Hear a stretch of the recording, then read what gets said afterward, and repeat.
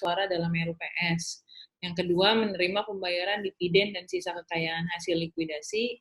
Yang ketiga, menjalankan hak lainnya berdasarkan undang-undang ini.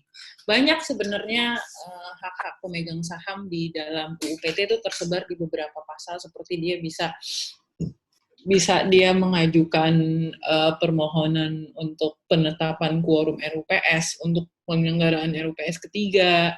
Terus dia bisa, kalau dia minoritas, dia punya hak untuk gugatan derivatif. Terus ada beberapa hak lain yang tersebar. Tapi yang paling inti, yang paling pokok kalau dirangkum jadi precise, jadi lebih padat. Sebentar ya, Fajri masuk. Kalau lebih disingkat, haknya itu ya cuma 3 ini paling utama. Menghadiri dan mengeluarkan suara dalam RUPS. Di dalam RUPS inilah dia bisa bersuara, dia bisa voting, dia bisa ngambil keputusan, termasuk soal kalian kemarin yang menjaminkan 50% aset perseroan. Nah, itu kan harus dengan persetujuan RUPS tuh, yang quorumnya 3/4 yang hadir dari seluruh total suara, kemudian yang setuju harus dari 3/4 yang hadir. Nah, saya juga udah pernah jelasin ke kalian, quorum RUPS ini penting. Kenapa? Kemudian karena pemegang saham itu bisa mengendalikan kebijakan perseroannya di dalam RUPS ini. Yang kedua, dia investasi, dia udah nanemin modal istilahnya ke dalam PT ini, pasti dia pengen dapat gainsnya, pengen dapat balikan dong kompensasinya apa? Ya dividen ini. Kemudian ada lagi sisa kekayaan hasil likuidasi kalau kemudian perseroan dibubarkan, kemudian kewajiban-kewajiban ke debitur itu udah dibayar semua, kemudian masih ada sisa asetnya perseroan, baru kemudian asetnya perseroan ini dibagi-bagi ke pemegang saham sesuai persentase sahamnya itu. Nah, kalau likuidasi ini bisa karena dia kemudian mohonkan sendiri secara sukarela, emang udah nggak beroperasi, kemudian dia mohonkan ke pengadilan, bisa juga karena dari kepailitan, kemudian terakhir dia memutuskan untuk dilikuidasi. Karena kan kalau pailit sebenarnya kalau kemudian kewajibannya segala macam udah selesai, kan dia sebenarnya bisa hidup lagi nih PT. Cuma kalau misalnya memang akhirnya kemudian ujungnya likuidasi juga bisa gitu ya. Kemudian nah, hak ini nih yang pasal 52 ini baru muncul kalau namanya pemegang saham itu dicatat di dalam daftar pemegang saham ya. Di daftar pemegang saham atas nama pemiliknya. Berarti kemarin seperti si PT Ambara Sukses Sejahtera sama si Winham Hotel itu di soal UTS kalian. Berarti ketika kemudian dia jadi pemegang saham, itu namanya harus dicatatkan di dalam DPS. Nah, DPS itu siapa sih yang menyelenggarakan? Yang menyelenggarakan direksi. Biasanya itu bentuknya tabel, kemudian bawahnya ada tanda tangan direksi. Nanti setiap ada perubahan pemegang saham, either itu jumlah sahamnya berubah, pemegang saham masing-masing jumlah sahamnya berubah, misalnya pemiliknya masih tetap si PT si Winham Hotel Group sama si PT Ambera Sukses. Tadinya dia punya 3.000 saham sama 2.000 saham, kemudian dinaikin nih sahamnya mereka, yang satu jadi 6.000, yang satu jadi 4.000. Nah, itu di DPS harus dirubah. Atau kemudian PT Ambara Sukses Sejahtera nih yang punya 40%, kemudian dia jual ke pihak lain, ke pihak ketiga. Nah, itu juga harus dicatatkan di DPS. Nah, pada prakteknya, kalau PT-PT biasa, PT-PT kecil, mungkin kalian jarang akan lihat mereka punya DPS, kecuali yang benar-benar emang dia comply dengan UU PT. Nah, biasanya itu pada prakteknya DPS ini, kalau PT-PT-nya PT-PT kecil lah, PT-PT tertutup, dia baru bikin DPS kalau kemudian dia mau transaksi jual beli saham untuk memenuhi prosedur yang memang ada di dalam UU PT. Tapi kalau di hari-harian, biasanya kalau yang nggak aware dengan syarat ini, itu jarang yang bikin si DPS ini. Konsekuensinya apa sih? Sebenarnya kalau ini nggak ada sanksi yang sanksi administratif atau sanksi pidananya, itu nggak ada kalau nggak dicatatkan di DPS. Tapi secara teori sebenarnya hak atas sahamnya sudah beralih ketika tanda tangan AJB, akta jual beli saham karena dia benda bergerak. Karena dia benda bergerak tidak berwujud, makanya harus pakai akta, itu hak kepemilikannya sudah berubah, tapi hak untuk dia 3 ini itu baru efektif untuk dicatatkan di dalam DPS. Bisa mungkin nanti kalau sebenarnya kalau pemegang saham terus kalau pihak ketiga lain nggak mempermasalahkan sih nggak bakal jadi masalah. Cuma kalau kemudian ada sengketa pemegang saham, kalau ada sengketa pemegang saham tentang kepemilikan saham, hal sekecil tidak dicatatkan di dalam DPS itu bisa dipakai pihak lawan untuk jadi senjata. Oh, ini nama pemegang saham ini nggak pernah dicatatkan nih, nggak ada di DPS. Itu bisa dijadikan salah satu Andi Razak, tolong di-mute ya. Bisa jadi senjata untuk pemegang saham lain yang sedang berkonflik untuk nyerang pemegang saham lainnya, gitu sih. Jadi kalau kalian misalnya jadi konsultan hukum atau kalian jadi in-house atau even kalian punya PT sendiri, ya paling nggak DPS yang secara sederhana itu harus punya, yang isinya itu ada isinya tuh DPS tuh harus ada apa aja sih, itu ada poin-poin informasinya ada di dalam UU PT gitu ya. Itu. Kemudian, nah kita masuk ke teorinya jual beli saham ini ya. Jadi kalau jual beli saham itu intinya pengalihan saham, pengalihan hak kepemilikan. Misalnya tadi ya, saya ambil contoh lagi di soal ujian kalian, misalnya si WHG ini, si Winham sama PT Ambara Sukses Sejahtera itu udah jadi pemegang saham, 60%, 40%, 3.000 saham dan 2.000 saham. Kemudian si PT Ambara Sukses Sejahtera ini kan punya 40%, dia mau jual. Kalau dia mau jual, berarti sebenarnya kalau di anggaran dasarnya ada right of first refusal, dia harus nawarin dulu tuh sama Winham. Tapi kalau kemudian Winham gak mau, baru dia tawarin ke pihak ketiga.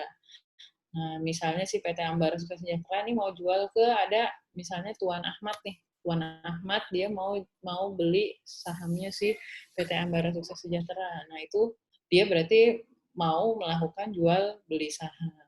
Nah, sebenarnya selain jual beli, saham itu bisa beralih misalnya lewat hibah, lewat waris, itu juga bisa. Tapi dalam konteks kita belajar, sekarang kita belajarnya itu saham dialihkan melalui proses jual beli. Berarti ada penjual dan ada pembeli. Penjualnya siapa? Penjualnya itu pemegang saham di perseroan terbatas yang sahamnya mau dijual. Berarti kalau dicontoh kita di yang soal UTS kemarin, dia kan mau bikin perusahaan patungan di Indonesia. Namanya itu PT Winham Ambara, bentar ya, coba kita buka dulu soalnya. Sebentar. Soalnya tadi udah di-share kan. TS, oke. Ya. Oke, ini ya. Dia itu mau bikin namanya PT Winham Ambara Hotel. Pemegang sahamnya Winham Hotel sama Ambara Sukses. Nah, kemudian ini udah jadi nih, PT-nya udah jadi, udah berdiri, PT Ambara mau jual 40%. Nah, yang penjualnya siapa? Penjualnya itu pemegang saham di PT Winham Ambara Hotel. Si PT Ambara Sukses Sejahtera ini mau jual 40, dia penjual. Pembelinya siapa? Calon pemegang saham baru. Ya, itu tadi saya bilang, Tuan Ahmad misalnya dia mau beli ke sini. Jadi itu pembelinya. Jadi ada penjual, ada pembeli. Barangnya apa yang diperjualbelikan? Objeknya.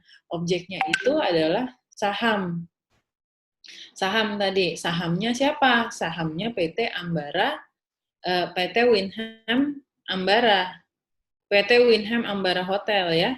PT Winham Ambara Hotel. Sahamnya siapa? Saham yang diperjualbelikan adalah sahamnya PT Ambara di PT Winham Ambara Hotel, ya, gitu. Jadi objeknya saham yang diperjualbelikan adalah sahamnya si PT Winham Ambara Hotel ini. Oke, sampai sini kecepatan atau kalian kurang paham atau kalian puyeng nggak? Ada yang mau tanya nggak? Raise hand coba kalian mau tanya. Nggak ada? Kalau nggak ada kita lanjut nih. Ini konsepnya jual beli saham ya, kayak kalian jual beli mobil, jual beli kalau jual mobil tuh benda bergerak berwujud. Itu nanti kepemilikannya cuma di Bezit aja. Di Bezit ya sama ada surat-suratnya.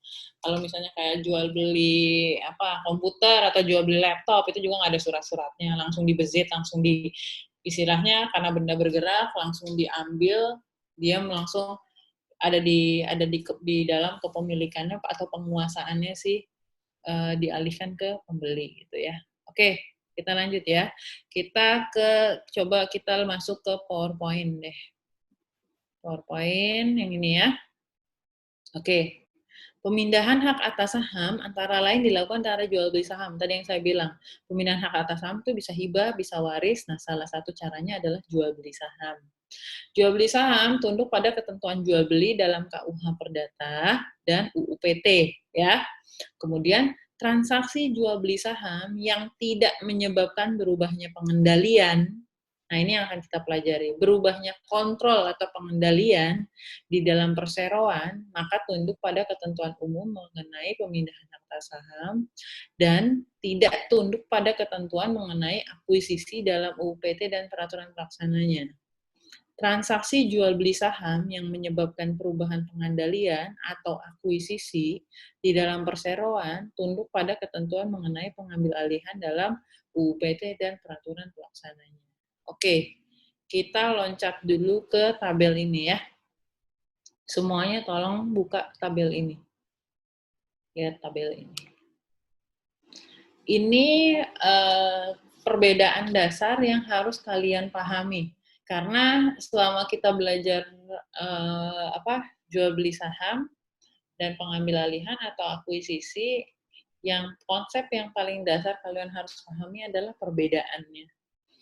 Ya, perbedaannya. Sebenarnya intinya, substansinya masing-masing adalah sama. Ada pengalihan saham. Cuma caranya apa nih? Apakah caranya jual beli atau caranya akuisisi? Nanti ada cara yang lain adalah dia masuk ke PT, ada penerbitan saham baru. Nah, itu nanti beda sendiri. Yang tadi saya bilang ada 4 transaksi yang harus kalian pahami. Ya. Pertama yang jual beli saham dulu. Jadi bedanya jual beli saham sama akuisisi apa sih? Oke, saya tekankan lagi akuisisi di sini, akuisisinya akuisisi PT biasa ya. PT-nya bukan PT TBK di pasar modal. Karena itu konsepnya beda. Even daftar pemegang sahamnya pun nanti di pasar modal itu beda sama PT yang biasa karena nanti kan dia harus ada di ada bironya khusus yang memang untuk pencatatan sahamnya dia, bukan kayak PT biasa yang memang diselenggarakan oleh direksi pencatatan sahamnya ya. Jadi akuisisi di sini adalah akuisisi PT-nya PT tertutup, bukan PT TBK. Oke, jual beli saham satu. Oke, saya minta Yosua coba baca Yosua. Jual beli saham, yang poin pertama. Yosua ada? Yosua? Yosua? Iya, Bu. Ya, coba kamu baca tuh. Oh, pakai handphone atau pakai laptop? Pakai laptop, Bu. Oke. Baca tuh jual beli saham yang poin pertamanya. Oh, ini Bu, yang jual beli saham yang dibeli biasanya kurang dari 50% Iya, itu, Bu. coba baca. Oh, jual beli saham yang dibeli biasanya kurang dari 50% dari seluruh saham perseroan yang diterbitkan atau apabila seluruh saham memiliki hak yang sama. Oke, pengambil alihan atau akuisisi? Pengambil alihan atau akuisisi, jumlah saham yang diambil alih biasanya seluruh ataupun lebih dari 50% saham perseroan atau apabila seluruh saham memiliki hak yang sama. Oke, saya ambil contoh lagi. Makasih Yosua. Saya ambil contoh lagi tadi soal UTS kalian ya. Komposisinya kan 60 dan 40.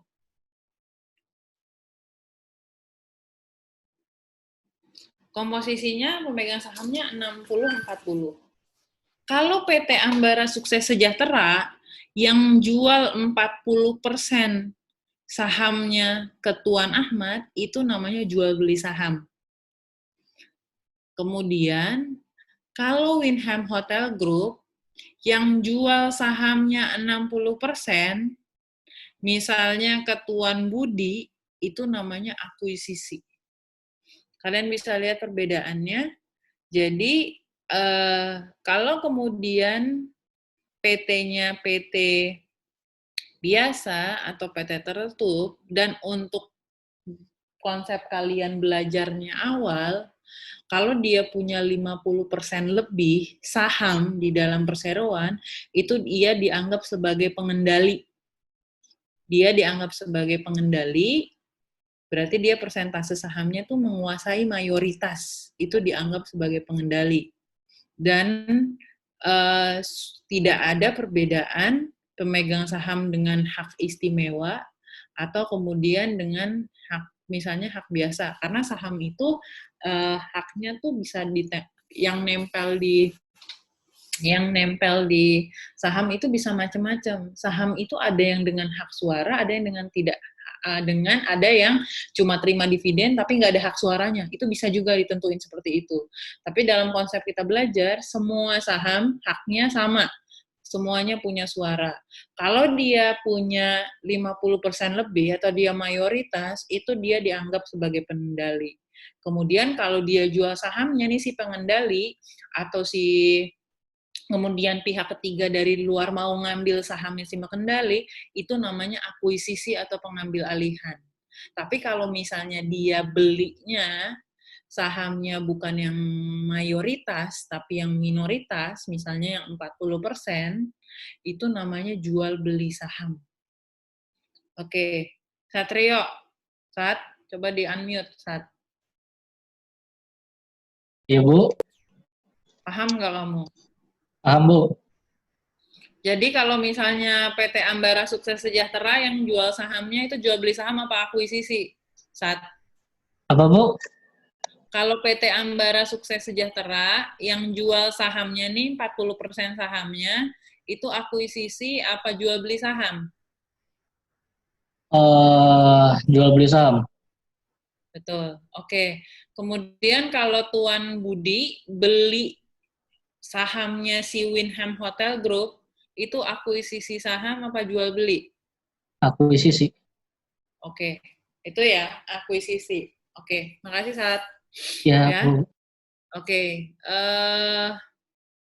Jadi itu konsepnya itu. Jadi yang paling pertama bedanya jual beli saham sama akuisisi adalah jumlah persentase sahamnya yang dijual belikan atau yang dialihkan dari yang punya saham ke yang pemegang saham baru atau ya calon pembelinya. Itu ya, itu yang pertama. Oke, yang kedua saya minta Richard, baca Richard. Poin yang kedua Richard. Ya, Bu. Ya, baca yang poin kedua Richard. Poin kedua yang pembeli saham tidak mengakibatkan ya, Bu. Betul. Pembeli saham tidak mengakibatkan beralihnya pengendalian terhadap suatu perseroan. Terus pengembalian saham mengakibatkan Richard. beralihnya pengendalian. Ya, Bu. Pengambil alihan. Pengambil ahlian saham Alihan. Pengambil alihan saham mengakibatkan beralihnya pengendalian terhadap suatu perseroan. Oke, Richard. Di-mute dulu. Ya, jadi yang poin kedua, jadi kalau dijual beli saham, pembelian saham tidak mengakibatkan beralihnya pengendalian terhadap perseroan. Yang pengambil alihan atau akuisisi, pengambil alihan saham mengakibatkan beralihnya pengendalian terhadap suatu perseroan. Kenapa kemudian poin ini juga saya masukkan? Karena ada perbedaan. Saya buka slide selanjutnya sebentar ya. Ini udah oke.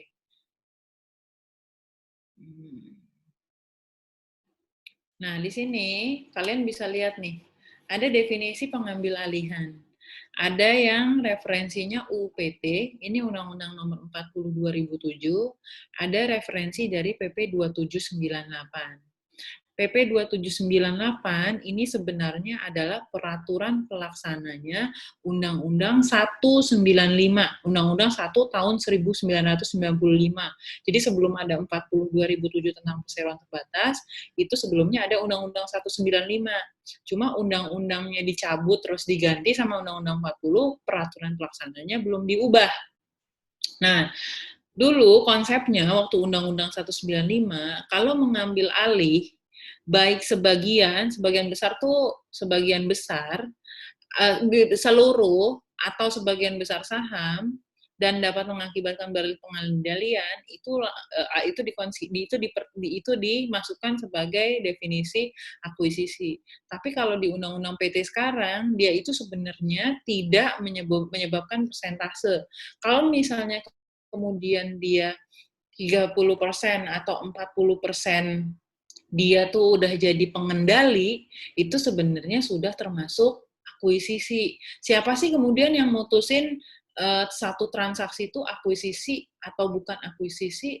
Itu jadi jatuhnya para pihak nih, para pihak yang terlibat di dalam situ.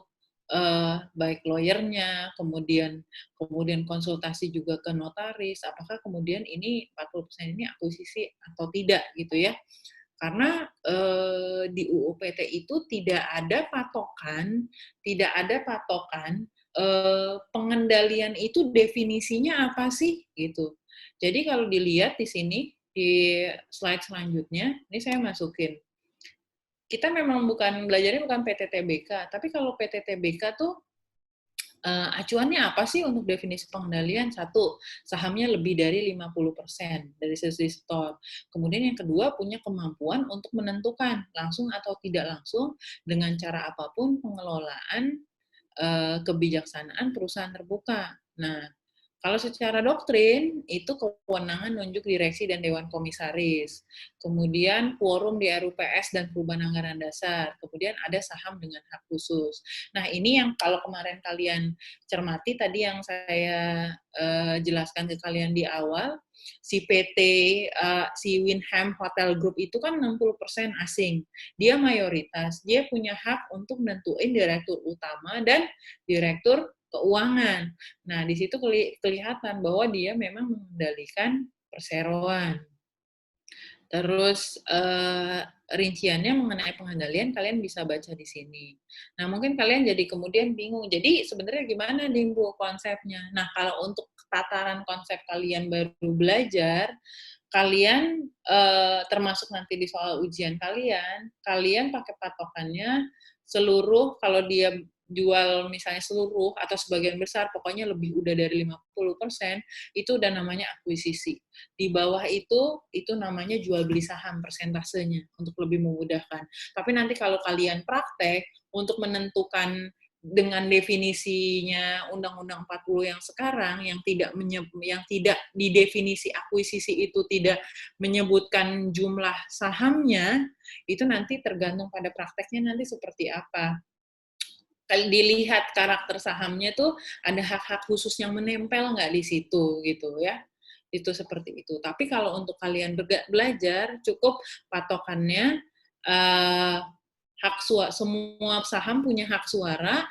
Kalau dia lebih dari 50%, misalnya 60, 55, 52, 53, 54, 55 sampai kemudian dia 99, itu udah dianggap dia mayoritas, dan kalau beli sejumlah itu dia dianggap sebagai transaksi akuisisi karena juga menyebabkan otomatis kalau dia menguasai hak atas saham yang dengan suara, dia menguasai dia bisa mengendalikan perseroan, dia bisa nentuin direksi dan komisaris, bisa mencalonkan direksi dan komisaris dari pilihannya dia, misalnya seperti itu. Oke, sekarang saya minta David baca yang 3, David. Poin yang ketiga. David ya, Bu. ada? Yo. Ada, Bu. Ya, Fit, yang baca, Fit. Akta pengalian itu, Bu. Ya. Akta pengalian saham dapat dilakukan dalam bentuk perjanjian di bawah tangan atau akta notaris. Terus? Di saham. Kalau di pengambil alihan atau akuisisi, akta pengambilalihan saham dalam kurung akuisisi dari direksi dan akta pengalihan saham dalam kurung akuisisi dari pemegang saham harus berbentuk akta notaris. Oke. Sekarang saya minta Muhammad Alveno. Coba kamu baca pasal 56 Muhammad Alveno. 56 ayat 1 UU PT. Baik, Bu. Oke.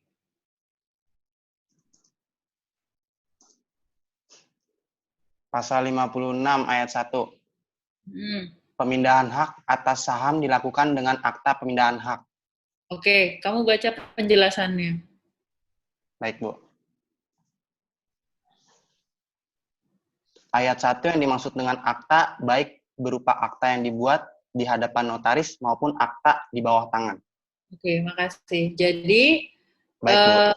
di pasal 56 ayat 1 UU PT itu adalah dasar hukumnya bentuk aktanya jual beli saham. Jadi kalau jual beli saham itu aktanya boleh akta notaris, boleh akta bawah tangan. Dasar hukumnya mana? Pasal 56 ayat 1 UU PT dan penjelasannya yang tadi dibaca Alveno, ya, itu. Oke, sekarang Fajri, coba baca yang poin sampingnya. Baca pasal 128 ayat 1 dan 2. Iya, Bu.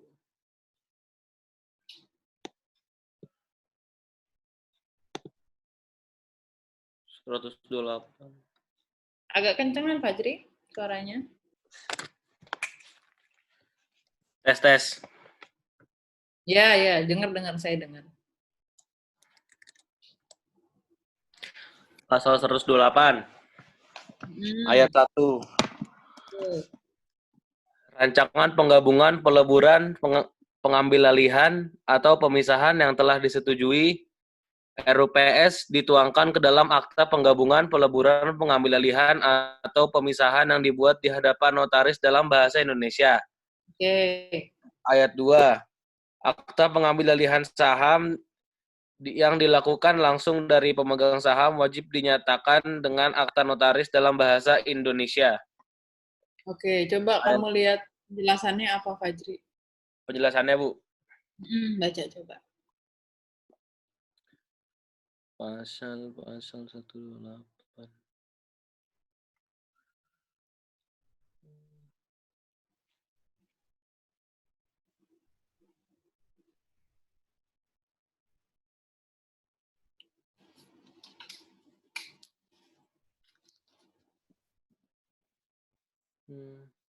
Cukup jelas, Bu. Cukup jelas, ya udah. Oke. Ya, makasih ya. Jadi, yang 128 ayat 1 sama 128 ayat 2 UU PT itu adalah dasar hukum bentuk aktanya akuisisi. Jadi akuisisi nanti ada akuisisi dari direksi dan pemegang saham. Yang akuisisi dari direksi itu 128 ayat 1. Yang akuisisi dari pemegang saham itu 128 ayat 2. Nah, kalau akuisisi mau dia dari direksi, mau dia dari pemegang saham, itu dia harus pakai akta notaris. Bentuknya harus akta notaris, tidak boleh bawah tangan. Tadi kalau jual beli saham, itu dasar hukumnya pasal 56 ayat 1 yang dibaca Alveno, itu boleh bawah tangan, boleh akta notaris. Ya, tapi kalau kemudian akuisisi, itu harus akta notaris, tidak boleh bawah tangan. Oke. Richard, mana Richard? Iya, Bu. Oke. Nah, kalau dalam soal UTS kita tadi, kalau yang mau jual saham PT Ambara Sukses Sejahtera yang punya 40%, dia transaksi jual beli sahamnya, akta jual beli sahamnya, bawah tangan, apa akta notaris? Dilihat dulu dong, Bu, soalnya. Iya, saya bilang kan kalau di soal UTS kamu kan si itu punya 40%. Siapa?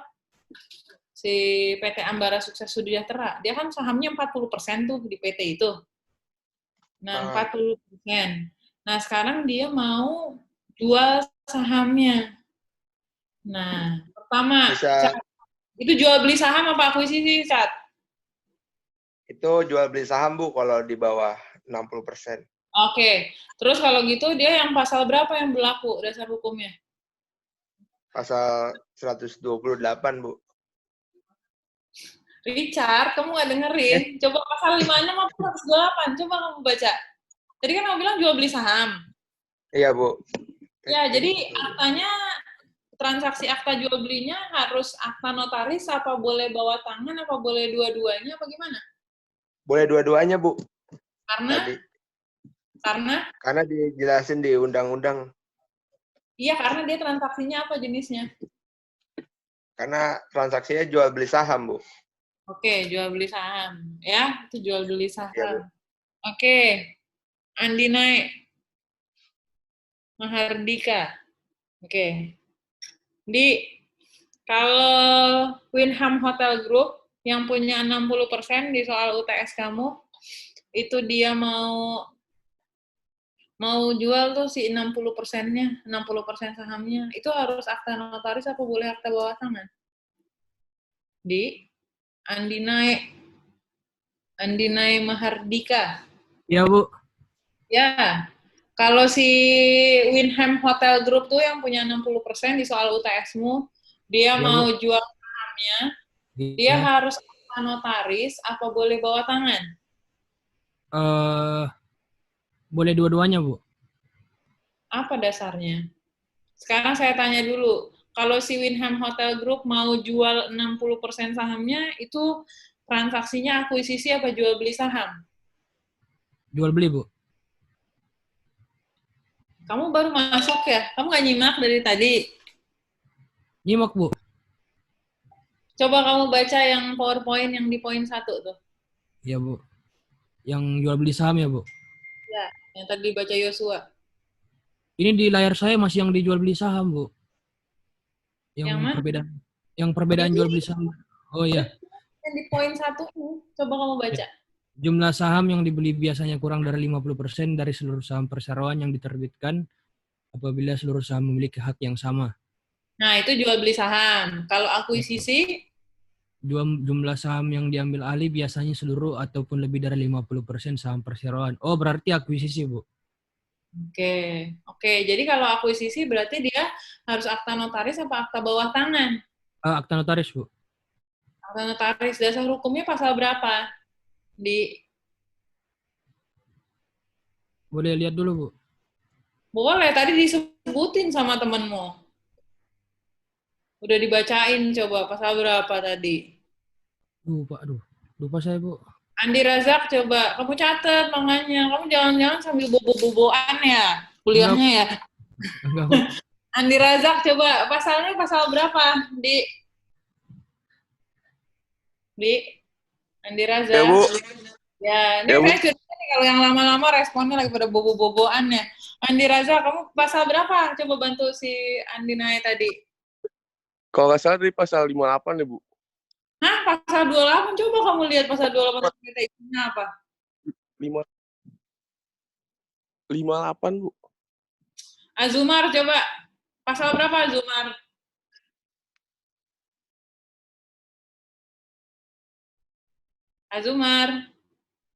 Azumar lagi ngapain nih?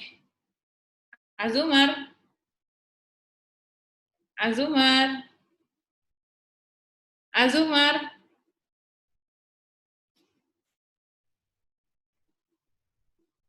Azumar mana?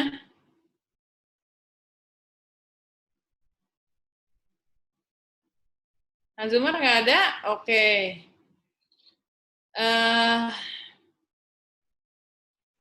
Ibnu. No. Ya, Bu. Dasar hukumnya pasal berapa, No? 128, Bu.